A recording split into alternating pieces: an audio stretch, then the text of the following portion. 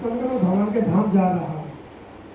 तो भगवान के धाम जाने पर संदेश में मेरा कि भगवान से पूछेगा कि मुझे अभी कितने और जन्म लेने हैं। तो उनका ठीक है, हम पूछेंगे भगवान से।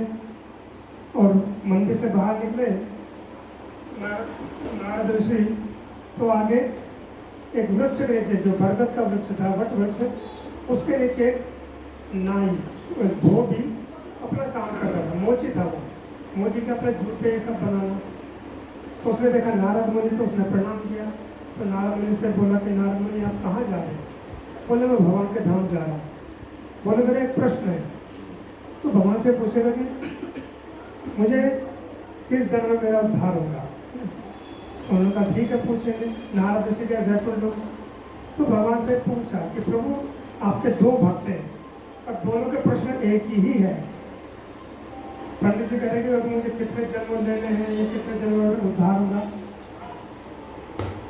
तो उन्होंने कहा कि पंडित जी से तो बोलना कि अभी क्या है, आपको एक जन्म और लेना पड़ेगा। और जो वो है मोची, उसने बोला जिस वट वृक्ष के नीचे वो बैठा है, काम करता है, जितने उसमें पत्ते हैं उतने जब उसको और लेने, उसके बाद उसका उद्धार होगा। और अगर वो पूछे भगवान क्या कर रहे थे, दोनों को दे, तो बोला सुई की छेदों से हाथी को निकालते हैं। नारद ऋषि से भगवान ने कहा अगर मेरे भक्त पूछे कि भगवान कर क्या रहता जयपुर लोग में, तो बोला सुई की छेद में से हाथी को निकालते हैं। तो नारद ऋषि आए, पहले उसके पास जो ब्राह्मण के पास, तो ब्राह्मण ने पूछा कि आप वो क्या है? हाँ, मेरे प्रश्न का उत्तर दिया हाँ। तो क्या हुआ कि अभी तुमको एक जन्म और देना है। तो ब्राह्मण क्रोधित हो गया, ये क्या बात है, मैंने शास्त्र पढ़े हुए, मैंने चारों वेदों का ज्ञाता हूँ, और ऐसा थोड़ी होता है।